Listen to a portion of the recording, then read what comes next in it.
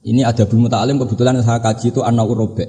Karena itu cara saya memarahi Mahatali di sini nanti. Marahi itu bagus lah. Karena kadang-kadang ilmu harus disampaikan dengan marah. Tapi tidak emosi. Sayyid Zabidi ketika memaknai sholawat itu luar biasa. Sampean bisa ngecek di Fadhailus Sholawat ala Rasulillah SAW. Itu kalau ngendikan itu wah luar biasa. Nabi itu jadi nabi setelah Isa bin Maryam yang dituhankan. Kita tahu Isa itu solehnya Masya Allah. Gak punya istri, gak punya anak, gak punya harta, gak punya apa-apa. Dan kalau dipisai orang ya tidak balas, ditabok kanan, dikasih kiri, pokoknya terlalu sempurna sampai dianggap anak Tuhan. Nabi itu jadi nabi itu setelah Nabi Isa. Nabi yang begitu dimuliakan sampai dianggap sebagai anak. Sehingga Nabi itu ada traumanya. Saking traumanya Nabi itu kalau dahar itu di depan umum dan duduknya agak kurang piyai. Sehingga kalau ada orang lewat yang belum iman bilang, hadar rajul alladzi yas'umu annahu nabiyyun ya'kulu kama ya'kulul abdu, ini tahu orang yang mengira dirinya nabi tapi kalau makan tidak priayi seperti makan gaya makannya budak. Tapi Nabi dengan rileks ngendikan wa ayu abdin a'badu minhu, siapa budak yang lebih baik ketimbang keperbudakan saya. Muridan bidzalika abdullah, beliau merasa itu sebagai hamba Allah. Tapi apa yang terjadi itu perlawanan Nabi terhadap status bahwa seorang nabi itu Tuhan.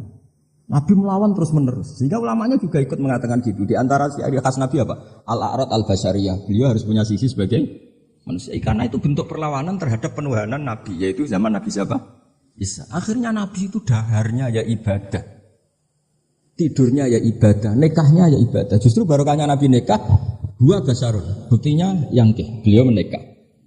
Beliau juga basyar, buktinya punya anak. Jadi semua yang terjadi pada Nabi itu bentuknya semuanya tauhid. Nafyul uluhiyah anil bashar dan isbatul uluhiyah hanya kepada Allah Subhanahu. Harusnya Mahatali itu punya kualitas seperti itu. Sehingga wong ajmain enggak ditakririn, ini saya curiga. Iya ya, kalimat sepenting itu enggak ada penjelasannya. Enggak ada tahdidnya. Ini yang keliru semoga gurunya. Nah, enggak perlu pengasuh, enggak berani ya. Nah, sehingga kata Sayyid Zabidi, hadhil ummah masunatun wa mar'ayatun, dari kesalahan. Umat ini pasti terjaga, tidak mungkin salah kayak umatnya Nabi Isa. Bi barakatis sholat ala Rasulillah sallallahu alaihi wasallam. Cara berpikir gimana? Begini, Allahumma itu Tuhan. Ya Allah, saya minta sholli, berikan selawat terbaikmu ala Muhammad. Sehingga Allah tetap posisi pemberi, apapun hebatnya Nabi itu penerima. Sehingga jelas aturan mainnya, engkau pemberi, Rasulullah apapun hebatnya penerima. Dan ketika kita bilang Allahumma sholli afdhalas sholat, sholawat terbaik engkau kasihkan sama hamba terbaik engkau. Sehingga jelas ini Tuhan, ini hamba terbaik. Dengan sholawat maka umat ini tidak akan menuhankan kanjeng Nabi Muhammad SAW. Apapun sempurnanya Nabi. Nah ini sekarang banyak orang sholawat itu pakai target. 1000 khasiatnya gini, 100 begini. Oh itu juga kriminal menurut saya. Dalam konteks ilmu ya. Jadi dalam konteks mujarrobat atau primbon itu bagus. Jadi kalau dalam konteks ilmu itu tersangka. Ini kata saya Zabidi, bukan kata saya yang mengarang kitab Ithaf. Dan kita tahu Mbah Hashim ngaji sama Mbah Mahfud. Mbah Mahfud punya abah juga gurunya Mbah Abdullah, Mbah Abdul Manan. Dan Mbah Abdul Manan ini orang yang lazama Sayyid Zabidi Sahibul Ithaf. Itu luar biasa. Saya mohon ilmunya Mahatali seperti itu. Sehingga kata Sayyid Zabidi, wa Muhammadun wa in jalla qadru yahtaju ila sholatihi ta'ala. Apapun hebatnya Nabi, jalla qadru tetap butuh pada Allah. Dan itu jadi bagus karena Allah pemberi, Nabi penerima. Artinya hadil ummah tidak akan terjadi penuhanan terhadap Nabi Muhammad SAW bi barakatis sholawat. Dengan pemahaman seperti ini. Sehingga Sayyid Muhammad kalau muji Nabi, semua ulama kalau muji Nabi pasti tidak meninggalkan kata yang ada di Burdah. Da'mat da'athun nasara fi nabihi. Meski muji Nabi sak karep-karepmu, tapi dak ninggalo sira mak ing perkara idda'athun nasara fi nabihi. Hindari pengkultusan yang berlebihan kayak yang dilakukan orang Nas. Tapi setelah itu da'mat da'athun nasara fi nabihi wahkum bima syi'ta madhan fihi waftakimi. Setelah kamu enggak terjebak paham Nasrani, silakan muji Nabi setinggi-tingginya. Fansub ila adatihi masyi'ta min sarafin wansub ila qadrihi masyi'ta min idhami fa inna fadla rasulillahi laisa lahu haddun fayuriba anhu natikun bifami dan seterusnya. Jadi ini Mahatali, bukan mubtadiin, bukan anak-anak. Jadi saya dulu dikasih Gus Wahmi itu siapa, pokoknya kitab ini pernah tak pelajari. Tapi saya senang belajar yang agak-agak tukaran. Itu kitabnya Mbah Hasyim agak serius saya pelajari, itu memang Al-Jasus Antahrimin Nagus, karena saya punya yang dari Maktabah Turmusiyah sudah geger sama saya pakai Mas Kumambang, itu dijadikan satu. Jadi kitab seri itu Gus seri tarungnya itu. Tapi nggak apa-apa, ini kan ilmiah jadi bagus. Dulu tuh lama kalau bentrok itu rukun, nggak kayak sekarang. Biasa debat ya lucu saja karena ilmu. Sekarang enggak. Imam Syafi'i itu ya biasa ada contoh Imam Malik. Padahal Imam Malik itu gurunya, tapi urusan apa? Urusan ilmu. Jika cerita di keluarga Termas itu paling masyhur, saya pernah ngisi acara akhir sanad di Termas itu. Mbah Hasyim itu mau ke Termas sama Mbah Dimyati, semua kentong beduk disterilkan. Karena yang datang Mbah Hasyim yang ngaramkan beduk sama kentong. Itu Mbah Hasyim senangnya bukan main, karena pondok Termas setua itu enggak pakai kentong dan beduk, berarti seideng. Setelah jagungan sama Mbah Dimyati, ternyata ada santrinya. Sampun Mbah beduk mun kula dhelikno sedanten. Itu kaget. Oh, ternyata akal-akalan itu. Saking lugunya santri pas masih jagoan sama Mbah Hasyim. Sampun kalau dhelikno sedanten Mbah kentong kalian beduk mun aman, tapi Mbah Hasyim sudah di situ. Saking lugune mau saking gobloke terserah lah. Dan itu dulu enggak masalah. Dulu enggak masalah. Karena penghormatan pada ilmu. Abu Hanifah itu tidak pernah kunut. Imam Syafi'i ketika sholat di masjid Abu Hanifah tidak kunut. Ikroman di hadzal madhab. Saya memuliakan madhabnya Abu Hanifah. Jadi saya mohon kualitas ilmu itu dijaga, terutama yang semacam maklumat. Kayak tadi Mbah Hasyim bilang wa ashabihi at-thayyibin ajmain. Kata ajmain itu penghormatan. Kata at-thahirin juga penghormatan. Ciri khas ahli sunnah adalah berpendapat kullu ashabi Rasulillah udulun. Semua sahabatnya Nabi itu adil. Entah Bani Umayyah sekalipun itu adil. Sehingga Imam Bukhari meriwayatkan kadang ya dari Abi Sufyan, dari Muawiyah. Dan itu Mbah Hasyim terang-terangan nyifati ashabihi at-thahirin. Ya. Jadi ini maklumat. Lagi-lagi enggak ditahqiqi ini. Ya, jadi ini rekor sih. Ya sudah tidak tahu ini kemana. Pokoknya saya ngomong saja biar punya kegiatan. Loh, karena ini majelis ilmu sehingga saya agak kasar lah karena ini majelis ilmu. Jadi orang itu harus, makanya Dibak berjanji itu punya kualitas luar biasa itu juga karena maklumatnya. Misalnya ada orang yang memahami mbah-mbahnya Nabi itu begini. Dijawab oleh Dibak berjanji oleh Simtudurar bahwa mbah-mbahnya Nabi luar biasa. Wa kaifala wa sayyidul akramu sallallahu alaihi wasallam wasitatuhul muntaqah. Nabi itu orang suci, enggak mungkin berpindah-pindah ke rahim yang najis. Nanti Nabi ikut mutanajjis. Jadi walam yazalillahu subhanahu wa ta'ala yang quluni min aslabi thahirati ila arhamis thahirati sakit hatta akhrajani Allah min baini abawayya wa huma lam yaltaqiya ala sifahin qad hafidhal ilahu karamatan li Muhammadin abahul amjada sonal ismihi tarakus sifaha falam yusib. Itu maklumat. Saratun saranurun nubuwati fi asariril hurarihimul bahya wa badara badruhu fi jabini jaddihi Abdul Muttalibi wa ibnihi. Semua itu maklumat. Nah, sebuah karangan kayak Mbah Hasyim itu harus semuanya maklumat. Jadi ketika beliau bahasa menghentikan adabul alim, orang alim itu banyak, tapi harus punya adab. Jadi orang dulu itu kalau menghentikan kualitasnya itu luar biasa. Ya hanya sederhana sebenarnya bilang ajmain, tapi kualitasnya luar biasa. Atau bilang Allahumma sholli ala Muhammad, kualitasnya luar biasa. Allahumma itu pemberi, Muhammad penerima, sehingga enggak akan terjadi menuhankan Muhammad. Terus sama ulama diteruskan dengan menambahi sifat al-a'rad al-basari. Jadi dugaan saya dan saya berkeyakinan Nabi Muhammad ketika dahar di depan umum dengan Nabi Isa yang sedang sholat itu afdal Nabi Muhammad sedang dahar. Karena dengan dahar itu ada nafsu rububiyah. Beliau memaklumatkan diri bahwa saya tidak Tuhan. Nah, ini di sini kenapa Allah muji Nabi Muhammad kadang dengan pujian yang sederhana. Wa ma arsalna qablaka minal mursalina illa innahum la ya'kuluna at-ta'ama wa yamshuna fil aswaq. Karena akluhum at-ta'am adalah maklumat bahwa beliau-beliau tidak Tuhan. Karena sampean sing mangan kan mergo lesu. Gak jelas untuk apa, atau mumpung gratis. Gak ada ibadahnya sama sekali. Gak ada ibadahnya sama sekali. Tapi kalau seorang nabi dahar di depan umum itu maklumat. Makanya mal masih ibnu Maryam ila rasul qad khalas min qablihi rusul wa ummuhu siddiqah kana yakulani tu'am. Loh, orang sebesar nabi loh hanya diberi status ini doyan makan. Itu kalau ada orang alim, misalnya ada orang alim alama, Dokter Mustaqim itu suka makan, itu kan tidak madeh. Tapi kalau seorang nabi itu madeh, karena dengan makan itu sama dengan nafyur rububiyah. Jika Nabi Isa disifati Allah, kana yakulanit. Nah ini cerita-cerita jaga kualitas apa? Ilmu. Matali.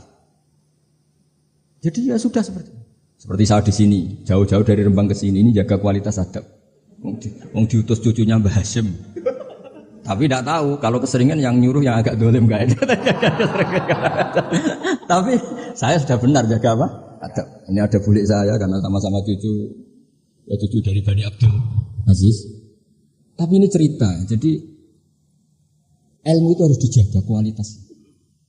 Sama seperti ulama dulu bilang begini. Tafsir Jalalain misalnya. Tafsir Jalalain itu kalau ngarang sederhana, tapi kualitasnya Masya Allah. Wa yuqaddaru qabla qawlihi ta'ala iyyaka na'budu qulu.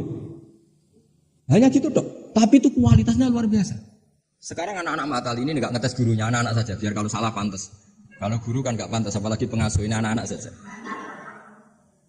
Iya kan anak budu itu dawuhnya Allah apa dawuh Kanjeng Nabi? Enggak anak-anak aja disuruh jawab murid jenengan. Iya kan anak budu itu dawuhnya Allah apa dawuh Kanjeng Nabi? Itu kalau Quran itu dawuhnya siapa? Kalau itu dawuh Allah, Nabi Allah ngendikan itu kepada Nabi problem enggak? Kepadamu kami menyembah. Problem enggak? Problem. Untuk menghilangkan problem itu sebetulnya sebelum iyaka itu ada kata qulu atau kul. Muhammad, kamu harus mengatakan iya karena bukan Allah langsung ngendikan kepada Nabi iya karena. Kalau begitu maknanya berarti aku nyembah kue. Fatal enggak? Fatal. Jadi kelihatannya hanya sederhana. Wa yuqaddaru qabla qaulihi ta'ala iya karena budu qulu. Karena hanya dengan cara itu makna menjadi sah. Yaitu Nabi dilatih Allah Muhammad katakan iya karena budu. Akhirnya Nabi menirukan iya karena. Memang iya karena butuh dawai Allah, tapi yang dilatihkan untuk Kanjeng Nabi.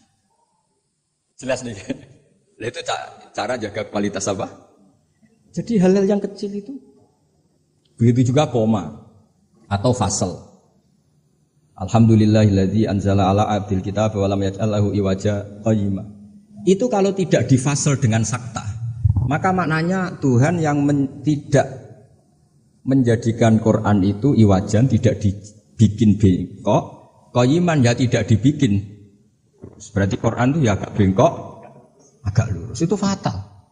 Tapi kalau diberi jeda fasal atau sakta, Allah tidak menjadikan Quran sebagai yang bengkok, berhenti. Maknanya agak bengkok itu apa? Qayyiman. Nah, makanya terus ada sakta.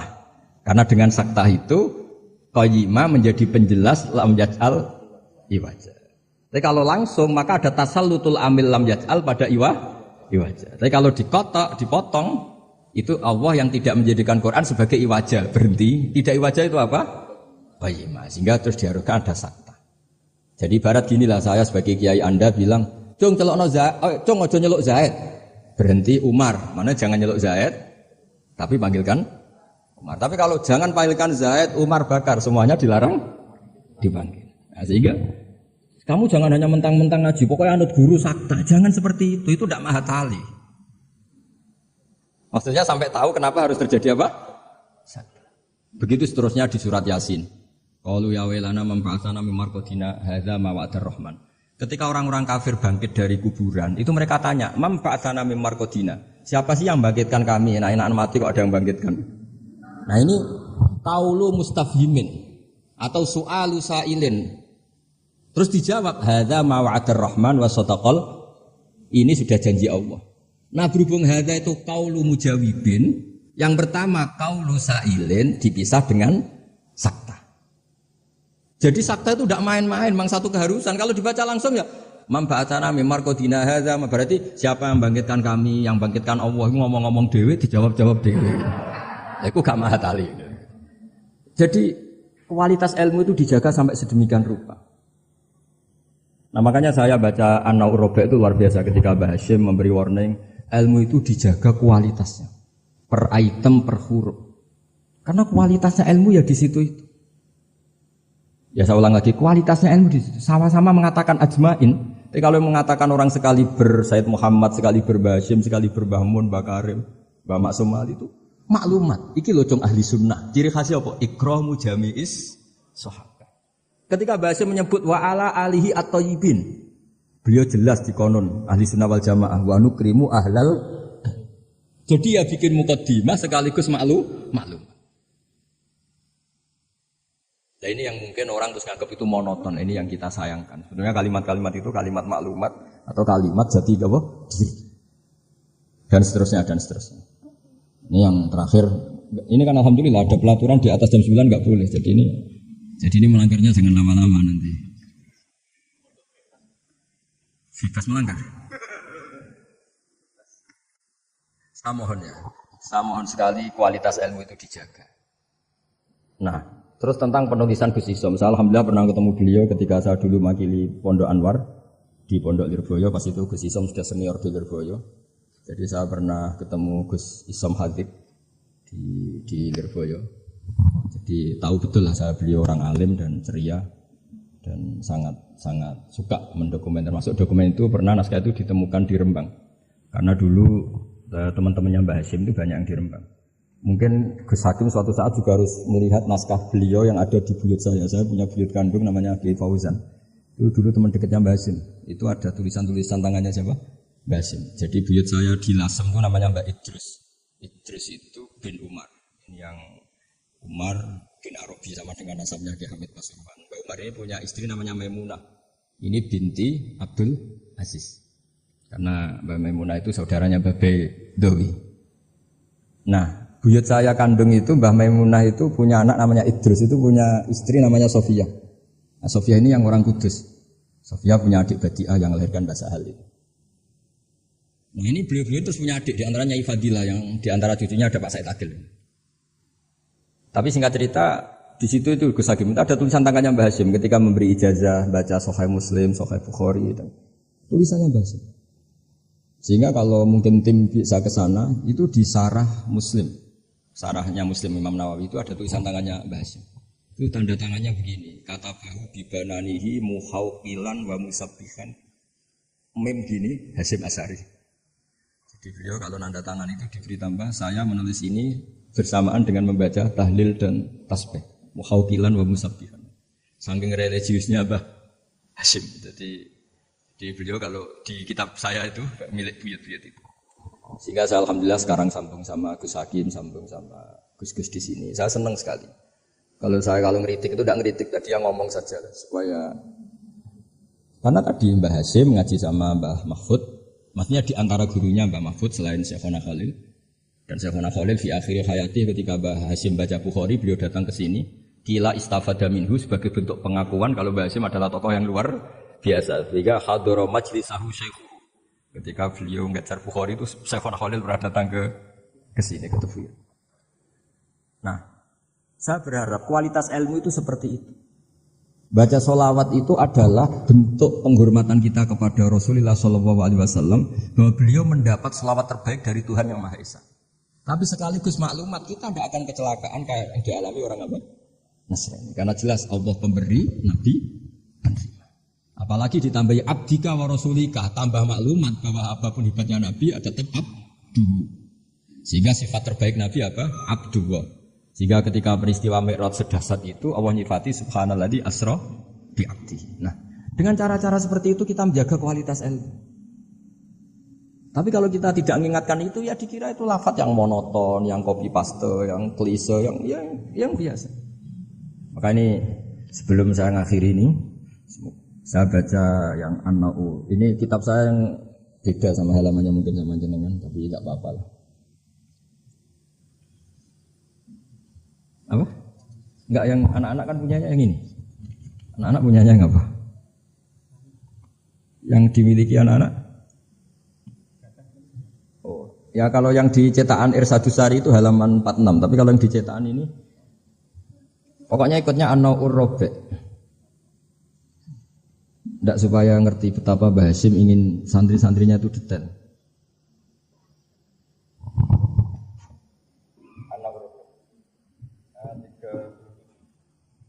Tapi yang saya baca yang 37 mulai warrobi aji sofi kama ya roh. Ya, anak kalau yang punyanya pakai yang kecil itu halaman 37 anak urobek dan di warrobe. Ya, anak urobek dan di yang warrobe. Ayu sofi kama ya rohu qabla hifdhihi tashihan jayidan. Imma ala syekhi aw ala ghairihi mimman yutqinuhu wa yahfazuhu. Ba'da dzalik hifdzan muhkaman. Summa yukarriruhu ba'da hifdhihi tikrara muwadhifin. Terus sak terusé waqat taqaddama annal ilma la yu'khadhu minal kutub fa innahu min adharril mafasid. Jadi kalau orang hanya ngaji enggak pernah ditasihkan guru kata Mbah Hasyim itu min adharril mafasid. Karena itu masyhur di kalangan kiai itu. Makanya di kalangan kiai itu masyhur gara-gara titik wong mati. Ada santri enggak pernah mengkonfirmasi baca Hayatun Sauda Dawaun min kulli da. Kitabnya dia itu titiknya 2. Jadi ular yang hitam itu obat dari segala penyakit. Nyalirah ular hitam dan itu kobra. Taqabbala wa minna minkum maksudnya mati. Nah, padahal sebetulnya itu teksnya habbatun sauda. Tapi kitabnya dia kelebihan titik dibaca hayatun sauda. Harusnya kan habbatun sauda. Makanya sama dengan Sa'duna fid dunya yang lagu kesayangan Mbah Mun itu. Isfa'u lil mukhtar sebetulnya itu karena isfa'u nyafa'ati sira kabeh lil mukhtar mari wong sing bingung bila nuqtah. Nah, tapi nanti kalau setelah muji Sayyidah Fatimah wa abihal mukhtar bil kha karena maksudnya Kanjeng Nabi. Nah, hal gitu itu harus ditasih, jangan dengernya yang paling populer mukhtar terus semuanya. Masa berarti isfa'u nyafa'ati sira kabeh lil mukhtar mari Kanjeng Nabi sing dipilih. Sing butuh syafaat iku kowe ra Kanjeng Nabi bocah kok sembrono. Nah, hal gitu itu ini pesannya Mbah Hasyim. Murid itu harus menasih bacaannya. Ayu sahihah ma yaqra'uhu qabla hifdhi tashihan jayidan imma ala syekh au ala ghairihi mimman yutqinuhu. Makanya saya alhamdulillah termasuk Gus modern yang sampai sekarang terima sorokan. Mulai diantaranya cucunya orang alim-alim tok. Ya enak mumpung nampa sorokan iso ngamuk lah. So. Karena saya dulu ya barokahnya pernah sorokan sama kiai-kiai saya di sarang. Utamanya sama Mbah Mun dulu. Mbah Mun kalau ngecek muridnya gini. Apa? Pak Rozikin ya, Pak? Roziki apa Rozikin? Kalau Rozikin ya salah, satu orang kok jamaah. Tapi ya gak apa-apa, jeneng gak pakai. Gak pakai bener. Gak jelas sih. Nah ini kan ngaji ilmu, jadi ya yang salah disalahkan. Tapi bukan berarti salah betul ya, enggak. Ya ada salahnya. Dulu itu Mbah Mun itu kalau ngetes muridnya itu sebelum seminggu disuruh bikin teks khutbah. Lama-lama sebelum 1 hari, lama-lama sebelum 1 jam. Kalau 1 jam kok putrane sudah bisa bikin, berarti pinternya bahasa Arab sudah malakah. Saya dulu belajar Sahih Muslim itu yang baca saya di depan Gus Subak putrane Mbah Mun. Saya sering disuruh baca kitab di depan Mbah Mun. Sehingga saya baca kitab itu pede, bukan karena sombong. Saya baca depan Mbah Mun saja berani, kok di depan Mahatali Tebuireng enggak berani ini kan. Wong tak bodoni ya boroh-boroh kan gitu. Kan. Jadi ini pesannya Mbah Hasyim loh, bukan pesannya Bahal. Ini pesannya Mbah Hasyim. Tak baca ya awas kalau enggak dilakukan. Ini katanya Mbah Hasyim. Warabi ayusakhiha ma yaqra'uhu qabla hifdhihi tashihan jayidan. Imma ala syekh aw ala ghairihi mimman yutinuhu wa yahfazuhu ba'da dzalika hifdzan muhkaman. Summa yukarriruhu ba'da hifdhihi. Takrara muadzifin atau tikrara muadzifin sama itu masdarnya. Wala yahfadzu syai'an qabla tashihihi li annahu yuqi'u fit tahrif. Wa qad taqaddama annal ilma la yu'khadhu minal kutub fa innahu min adharril mafasid kata beliau. Jadi enggak boleh anak-anak baca mandiri itu. Kalau baca mandiri ya seperti cerita-cerita itu. Lam tarjiman ditanyakan gurunya. Gus maknane lam tarjiman apa? Bareng tak delok jebule bab khat lam tarodaman. Diabrak dadi sitok macane wah lam tarjiman. Dadi lam taro ora ningali sapa mar'ah daman ing getih. Oleh takok Gus lam tarjiman maknane opo? Bingung kene kan. Piye? Seperti guyonan itu ya Gus apa? Gus Sumaryoto itu. Imriti dibaca apa? Umar Yoto bingung kan? Itu guyonannya kakak saya ini sama itu. Gus Dur itu kalau ada Gus nggak bisa baca kitab itu Gus Dur manggilnya kan Gus Dur. Kalau ada tamu-tamu Gus yang nggak bisa ngaji Gus Sumaryoto udah teko. Maksudnya itu masyhur itu guyonan beliau itu kalau karena ada orang nggak bisa baca Imriti dibaca apa? Umar Yoto. Jadi saya punya kitab Qiraah Sab'ah. Itu di situ cerita kenaifan orang mereka. Dan itu fatal. Termasuk nyuwun sewu qori-qori yang top itu dulu sampai alim gitu gara-gara baca itu salah. Sama gurunya dibenahin, terus dia sumpah-sumpah tidak datang ke gurunya sebelum alim alamah mengalahkan gurunya. Ini bagus. Jadi orang itu enggak boleh meyakini bacaannya sendiri sebelum ditasihkan ke guru. Itu kata beliau ad-darril mafasid. Karena tadi takutnya apa? Habbatun sauda dawaun min kulli da. Dibaca hayatun sauda dawaun min kulli da. Dan itu banyak cerita-cerita gitu itu banyak. Makanya kalau guyonan kiai Jawa itu wal jarodi lan lawang. Muridnya protes, "Mbah kalau gak ada makna itu walang." Lah ya walang sing nempel lawang. Wis kadung isin. Wis kadung isin. Watini lan alu. Ini yang cerita Mbah Mun bukan saya. Mbah, guru kula kok maknane elo, Mbah. Lah iya wit elo kena gua alu. Asline wis isin. Wal ardi lan bum. Gurine bingung wal ardi kok bum. Bareng didelok jebule bumi. Ribet kan? Jadi harus ditasehkan. Yang saya pernah ngalami sendiri bukan jari itu, saya dulu ketika di madrasahnya Mbah Mun itu sekolah. Itu bab nyarai baca sarahnya Arba'in. Faman mengkoti sapani wong saraka nyolong sapa man albedo tang anduk. Gurune mulai bingung. Tuh mosok beda panane anduk, jebule endok. Tulisannya kan karena tulisannya sama. Nah, ini bagus ini kata Mbah Hasyim ini min adril mafasid. Nah, termasuk asal-usul di karangnya Nahwu juga karena itu. Ada orang Arabi, kila datang ke Sayyidina Umar, wakila datang ke Sayyidina Ali. Si jelas Arabi tadi bilang gini, "Ya Umar, ya Amirul Mukminin, kalau Allah saja agak ngurusi Rasulnya, apalagi saya." Terus lima ada kenapa? Terus dia baca Inna wa bari'um minal musyrikina wa rasuli. Dia baca dengan apa? Jer. Berarti Allah tidak ngurus orang musyrik juga agak ngurus Rasulnya. Terus masyhur Sayyidina Ali ngutus Abul Aswad Ad-Du'ali, kila Yahya bin Ya'mar disuruh ngarang bab ataf. Jadi pertama Nahwu dikarang itu bab ataf. Nah, ternyata Abul Aswad Ad-Du'ali juga punya trauma. Sebenarnya kan bacanya wa rasuluh menjadi istinaf. Inna wa bari'um minal musyrikin wa rasuluhu yubari'un aidon. Nah, Imam Abul Aswad Ad-Du'ali juga punya trauma. Putrinya itu yang masih muda, masih anak-anak. Ketika mengagumi perbintangan bilang ma ahsanus samai. Terus Abul Aswad Ad-Du'ali jawab ya nujumuha.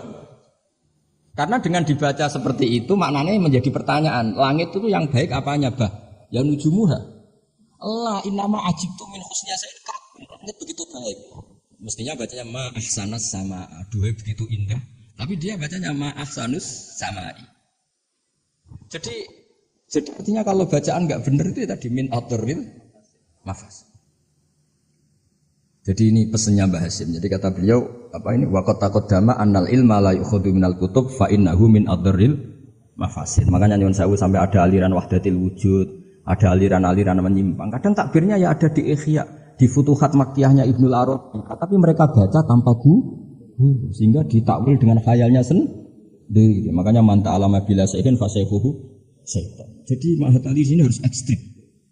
Jangan main-main. Ini fatwanya Mbah Hasyim menyebut min adorril mafasid. Bayangkan kalau gurunya min ba'dil mafasid. Wah, itu kan malah fatal lagi kan? Minal fasid akhoda minal fasid wa akhoda minal fasid. Nah, dikira induannya juga. Mas, makanya kembali tadi statusnya Mbah itu terserah anak cucunya. Terus pernah Gus Hakim itu pernah saya di Palestina atau Israel, ya, terserah istilahnya.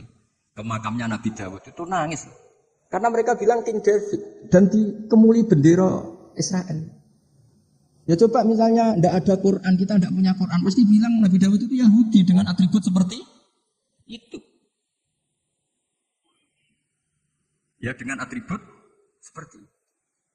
Makanya Nabi Ibrahim itu luar biasa karena beliau diuji Nabi Muhammad SAW yang dapat Quran yang membebaskan Ibrahim dari tuduhan Yahudiyah maupun Nasraniyah. Terus diumumkan maka anak Ibrahim Yahudiyah wala Nasraniyah. Ya kenapa sampai ada ayat itu? Karena Nabi Ibrahim itu dikenal mereka. Berarti disetatuskan oleh mereka dan mereka itu Yahudi. Artinya nasib anak cucu, nasibnya Mbah sudah meninggal terserah anak cucunya. Misalnya nyuwun sewu lho. Mbah saya itu misalnya orang alim. Wong alim biasanya kan rodok keramat. Biasanya terus tanah ya. Memang buyut saya tanah ya. Mbah Hasyim juga tanahnya banyak. Mbah Wahab juga tanahnya banyak. Terus anak putune ora iso ngaji, orang nganggep iku barokatul ilmi, bisik mbahku iku kedonyan. Mulane warisane akeh. Ya ribet. Ribet gak kira-kira? Ya dia ndak punya ilmu, mau apa coba? Mbahku bisik kedonyan kerja keras, buktine warisane. Akeh yo ana sapi, ana pitik. Berarti mbahku penggemar pitik. Ribet. Tapi nak ngaji, mbahku seneng pitik, mergo suarane pitik ku tasbih. Mbahku seneng sapi ku anak. Wiling-wiling nek mati. Mbah Mun nganti sepuh itu masih punya wedhus sing rumah itu kanca kula nganti sepuh wedhus kata. Mergo mamin nabiyyin illa waqatru al-ghanam, ndak ada nabi kecuali. Nah, artinya apa? Nak misalnya anak puture ngalim, kan mesti capel. Jebule abah ku seneng wedhus. Jadi gara-gara alim ini kan mesti macane nganggo ilmune. Wah, Mbah Hasyim mau pinggir pabrik gula. Jadi cara berpikir ekonomis. Golek daerah ya ribet. Lah kok Mbah Hasyim mondok Mekah dari Mbah Hasyim seneng plesir. Buktine taune Mekah. Ribet. Mbah Agep kerja ning Bin Laden. Wah ribet. Jadi Mbah iku nasibe gantung. Nah, ini melani Gus Isom luar biasa. Beliau ya tadi seperti kata tadi nulis terus diurip-urip meneh. Hitung jelas ya. Wong ini nyamuk sinten ya ora jelas, pokoke ngomong ngono Yesus. Kowe salah paham karepmu ora karepmu semoga ini ikhlas wonten mawon pokoke. Mboten maksud kula niki kula darane Gus Hakim dikek hak ngamuk dadi ya sudah. Ngamuk itu butuh majelis. Jadi ya memang seperti itu. Juga nyuwun sewu beberapa orang top. Itu kan yaminna. Orang tahu semua lah, Sarah itu istrinya Nabi Ibrahim. Itu sak dhuwure bunyai, zaujatun Nabi. Tapi sing wani nganggo jeneng Sarah itu rata-rata wong non muslim. Akhirnya seakan-akan Sarah itu figur yang non. Wes sekali-kali neng-neng itu anake jeneng anu Sarah. Ben bunyai Sarah. Sing mulang kitab Sarah. Ikuti kata bunyai. Dan ya lu yo Nabi, gara-gara yang pakai mereka seakan-akan ya kubu. Mereka boleh sekali-kali Gus-Gus jenenge. Dan ya Yusua, Yasa. Jadi status itu karek anak putu. Jadi ini cerita makanya kama tasarrufa atau kama takarrama bi Muhammadin Adnan. Jadi Sayyid Adnan itu mulya gara-gara dia putu sing jenenge Kanjeng Muhammad sallallahu alaihi wasallam. Sehingga orang nyari-nyari Muhammad kok iso top ngono anake sapa sih bae sapa sih buyute sama orang kayak Mbah Hasyim itu dicari-cari Mbah Hasyim itu turunan mana sih kok sampai stop itu.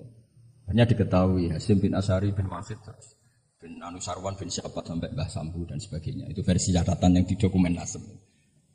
Jadi kalau versi di dokumen Nasem itu kalau nggak salah itu Mbah Hasyim bin Asy'ari ya, bin Waqid bin Anusarwan bin Abdul Azim bin Mbah Sambu kalau di dokumen. Kalau saya tidak tahu dokumen yang di sini. Atau sama-sama tidak tahu ya tidak tahu saya pokoknya malah ribet kan ini kalau. Tapi ini cerita ya. Jadi makanya ketika saya diminta saya supaya hafal Quran itu bapak saya itu kalau ngendikan tuh sederhana. Kowe iku nek iso ya hafal Quran, aku babahmu hafal Quran. Nek ora hafal Quran anakmu luwih di alasan gak hafal Quran. Jadi misalnya saya cucu Mbah Hasyim kok gak ngalim, anak pirang ngalim mesti enak, bapak ya ora gampang. Jadi terus bikin generasi, misalnya saya ada hafal Quran kan anakku gampang. Hafal Quran niru bapak. Keren. Jadi hasil nasibnya Mbah ini karya anak. Makanya masyhur banyak ulama yang enggak dikholi bahkan mengharamkan khol karena anak cucunya enggak yang berpendapat disyariatkannya apa? Khol. Nah, itu. Jadi menurut saya peristiwa Nabi Ibrahim itu peringatan ke kita maka anak Ibrahimu Yahudiyah. Masa seorang nabi kok terlintas itu Yahudi kan enggak mungkin. Tapi masalahnya ada namanya Yakub itu nama lainnya Israel. Sebenarnya Nabi Yakub juga ada Israel dengan makna Zionis ya enggak. Tapi tahu-tahu ada sebuah sistem yang seakan-akan seperti itu. Akhirnya Allah membuat tabri'ah maklumat bahwa Ibrahim disebegitukan itu tidak benar. Karena tadi sejarah orang yang meninggal terserah yang hidup. Ya, ngoten mawon. Assalamualaikum.